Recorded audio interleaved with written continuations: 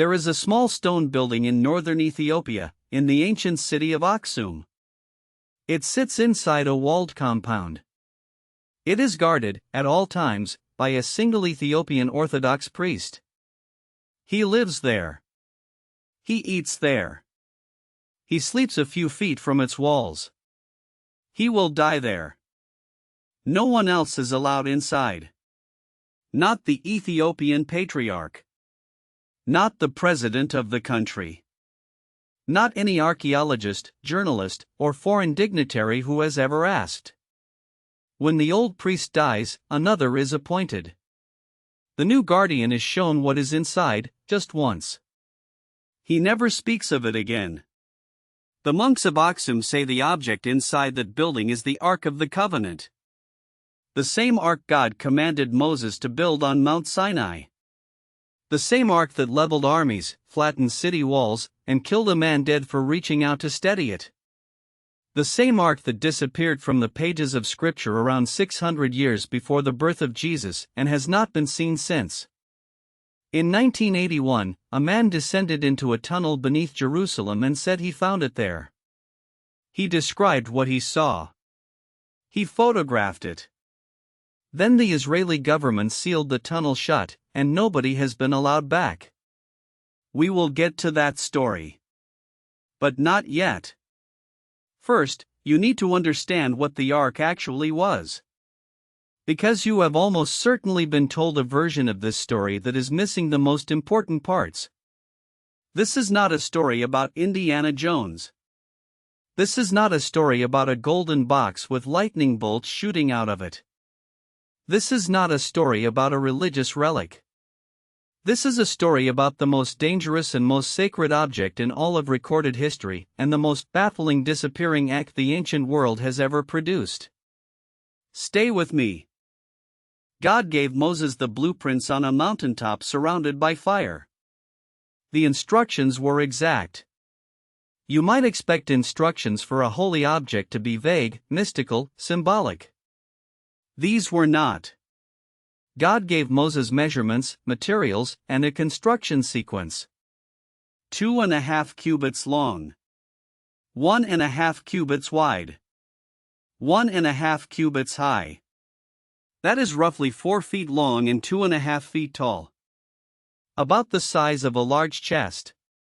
Acacia wood, dense, rot-resistant, the hardest wood in the Sinai Peninsula.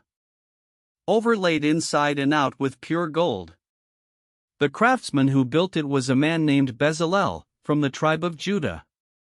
Exodus 31 says God specifically filled Bezalel with his spirit, with wisdom, ability, and knowledge, to do this one job. Not Solomon. Not Moses. A craftsman named Bezalel, whose name in Hebrew means, in the shadow of God. He built the most powerful object the ancient world had ever seen, and we barely know his name. The Hebrew word for the object Bezalel built is Aaron, which simply means box or chest. It is the same word used in Genesis 50 for Joseph's coffin. The same ordinary word. What made the ark extraordinary was not the box. It was the lid. The lid was called the caperet. The English translation is mercy seat, but that phrase loses something critical in translation. The word comes from the Hebrew root kaper, to cover, to atone. The caperet was literally the atonement cover. On the Day of Atonement, Yom Kippur, the high priest entered the Holy of Holies alone. He took the blood of the sacrifice and he sprinkled it on the caperet. That act, once a year, made atonement for all of Israel. Now understand what that means. The space between the two golden cherubim on the lid, that 2.5-foot space, was where the rabbis said the Shekinah rested. The Shekinah, the manifest, dwelling presence of God. Not God's thoughts. Not God's instructions. God Himself, in concentrated presence, between two golden wings on a wooden box in the Judean desert. No wonder it was terrifying. In 1 Samuel, during the period of the Judges, the ark was briefly captured by the Philistines. The Philistines brought it to their city of Ashdod and placed it in the temple of their god, Dagon. The next morning, the statue of Dagon had fallen on its face before the ark and saw. They set it upright. The next morning, Dagon had fallen again, this time with his head and hands broken off at the threshold. Then tumors broke out across the population of every city the ark was sent to. The Philistines kept it for 7 months. Then they built a new cart, loaded it with gold offerings, and sent the ark back to Israel as fast as they could.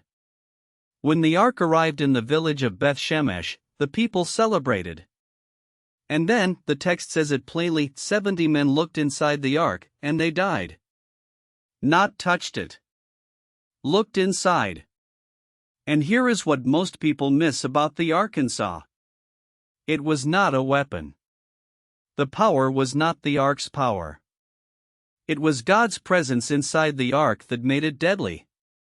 The ark was the closest thing in the physical world to standing directly in front of God, and human beings, in their fallen state, could not survive that exposure without specific, divinely authorized ritual protection. The priest, the incense, the blood, the curtain, all of it was protection, not decoration. A man named Uzzah learned this the hardest way. David was bringing the ark to Jerusalem. He had assembled 30,000 men. There was music, singing, celebration. The ark was being transported on a new cart pulled by oxen, which was not the prescribed method. It was supposed to be carried on poles by consecrated Levites. When the oxen stumbled, Uzzah reached out his hand to steady the ark and saw. He touched it. He died where he stood. David was furious. Then David was afraid. He left the ark at the house of a man named Obed-Edom for 3 months before he found the courage to bring it to Jerusalem. And for the first time in Scripture, you see someone terrified not of losing God, but of being too close to Him. 3 months later, David had the Levites carry the ark correctly. He danced before the Lord with all his might as it entered Jerusalem. And for a brief moment, everything was right. And now subscribe. If you are still with me, you are the kind of person this channel is built for. Hit the button below. Because what comes next, the theories, the archaeology, the sealed tunnel, is where this story gets genuinely strange. Solomon built the temple in Jerusalem around 957 BC. When the ark was placed in the Holy of Holies, the Bible says a cloud filled the entire building, so thick the priests could not continue their ministry. The Shekinah took up residence. This was the height of it. And then the Bible starts to go quiet about the ark.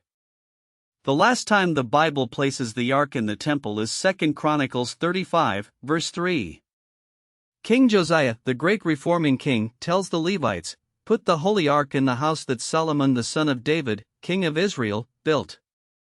You need not carry it on your shoulders." This is approximately 622 BC. Josiah died at the Battle of Megiddo in 609 BC. 23 years later, Nebuchadnezzar II of Babylon sacked Jerusalem and destroyed the temple. Here is the strange thing. Nebuchadnezzar's own records, the Babylonian Chronicle, which historians have verified, list every significant treasure he took from Jerusalem. Gold, silver, temple vessels. The Book of Daniel lists items taken to Babylon. 2 Kings lists them. Ezra lists them when they are returned. The ark is not on any of these lists. Not taken. Not destroyed. Not mentioned. The most sacred, the most powerful, the most heavily guarded object in all of Israelite history, and when Babylon comes through the gates, the ark simply is not there. Jeremiah, who was in Jerusalem at the time, prophesied something that most people read past without stopping. In Jeremiah chapter 3, verse 16, God says, "And when you have multiplied and been fruitful in the land, in those days, declares the Lord, they shall no more say, the ark of the covenant of the Lord. It shall not come to mind or be remembered or missed, it shall not be made again." God told his people not to look for it. Do not think about it. Do not try to rebuild it. It was finished. Which raises the obvious question, where did it go? 5 theories. Real archaeology. Some of it suppressed. Some of it contested. All of it fascinating. Pay attention to this. Theory 1, Babylon took it. This is the obvious answer. The simplest answer. The one most people assume. And it is almost certainly wrong. Nebuchadnezzar's lists are remarkably detailed. The Babylonians were methodical record keepers. The temple vessels that were taken are documented, returned by Cyrus, counted, and catalogued. If the ark had been there, it would have been listed. The silence of the Babylonian records is not a gap. It is evidence. The ark was gone before Babylon arrived. Theory 2, Jeremiah hid it on Mount Nebo. In 2 Maccabees, a book included in Catholic and Orthodox Bibles, not in Protestant ones, there is a remarkable passage in chapter 2. It says that Jeremiah, warned by God, took the ark and the tent of meeting and carried them to Mount Nebo, the mountain where Moses died, and hid them in a cave. Jeremiah sealed the cave. When his companions tried to mark the path, he told them, "The place shall be unknown until God gathers his people together again." Mount Nebo sits in modern-day Jordan, just east of the Dead Sea, about 30 miles from Jerusalem.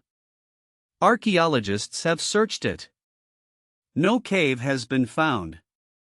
But the detail is specific enough, Mount Nebo, Jeremiah, a sealed cave, that the tradition cannot be dismissed as pure legend. The detail of the sealing, the secrecy, the instructions not to mark the place, that is how you hide something you intend to preserve. Theory 3, Ethiopia. And this is where it gets remarkable. In Aksum, Ethiopia, there is a 14th century text called the Kebra Nagast, the Glory of Kings. It is the national epic of Ethiopia. And it contains the story, Solomon and the Queen of Sheba had a son named Menelik. When Menelik grew up, he traveled from Ethiopia to Jerusalem to meet his father.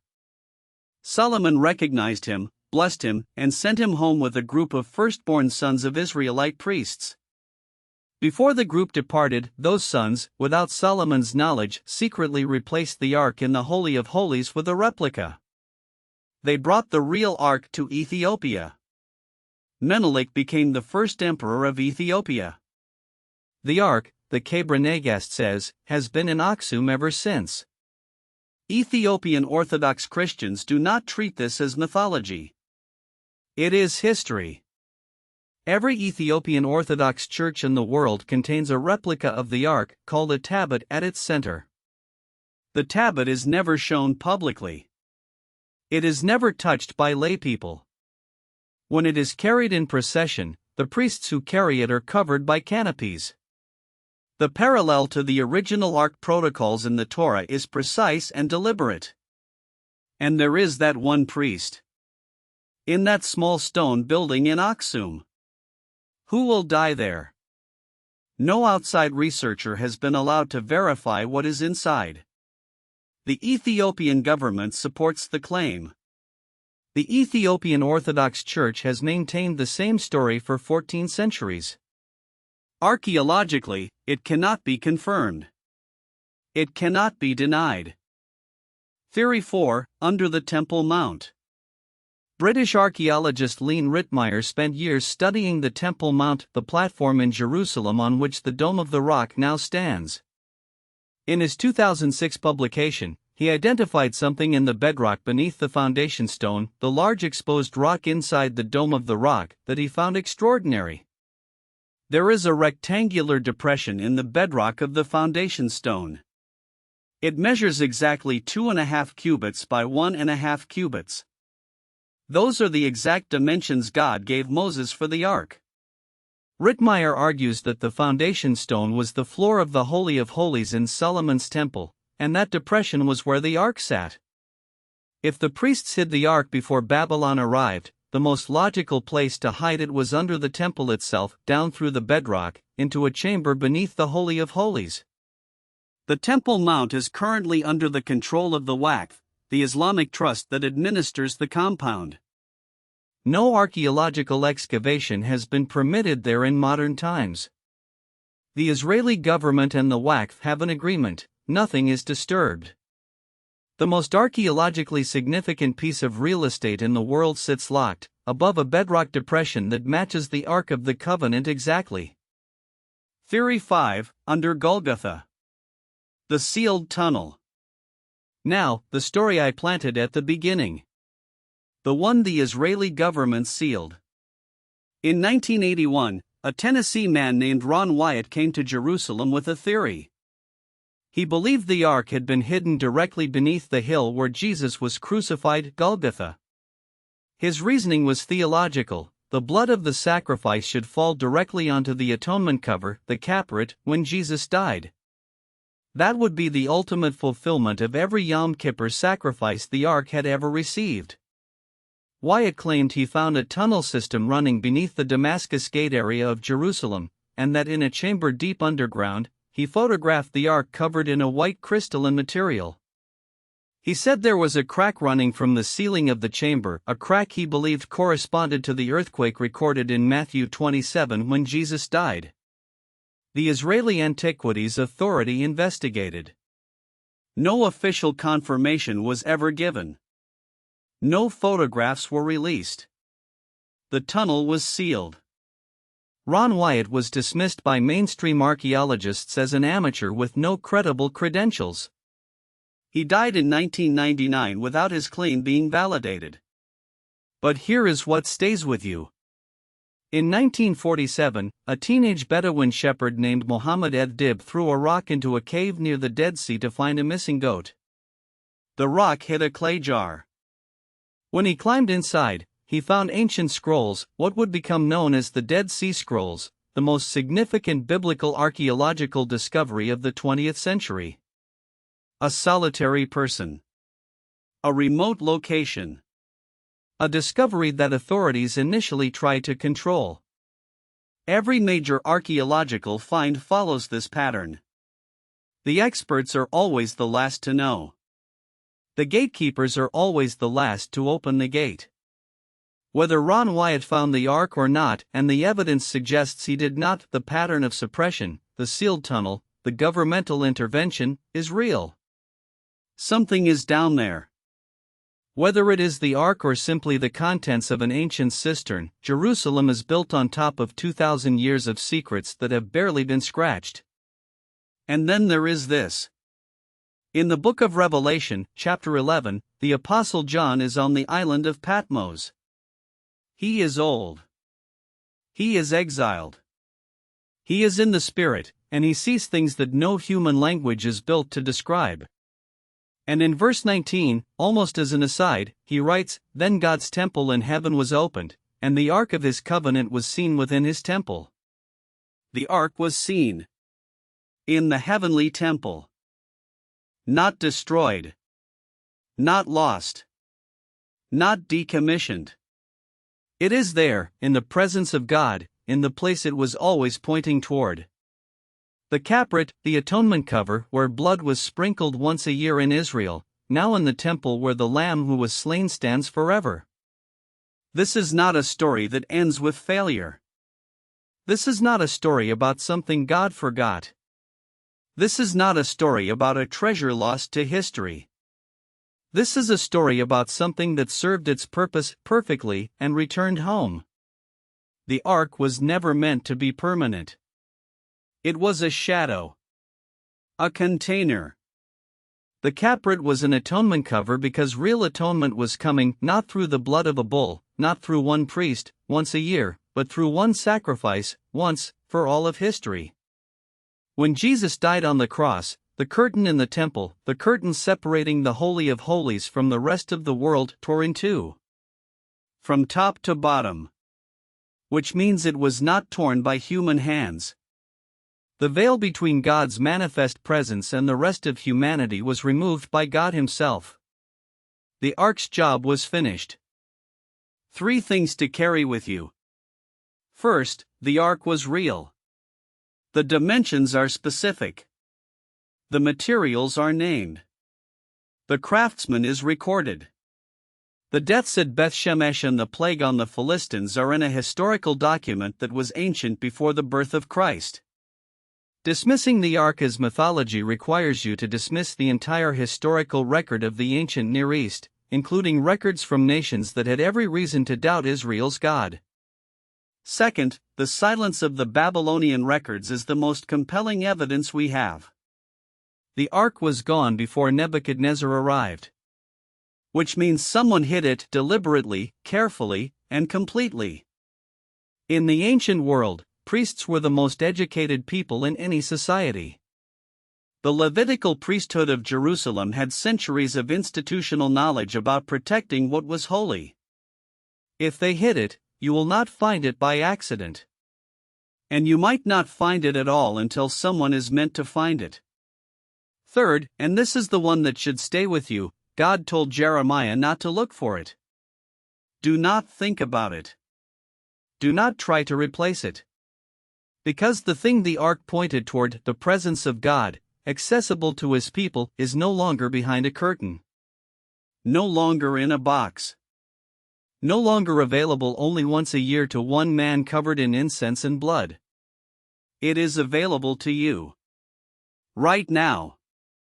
With no veil, no ritual, no priest between you and the presence that once killed a man for touching a golden box. The ark is not the point. It never was. The capret, the atonement cover, was a shadow of a cross. And the cross is not missing.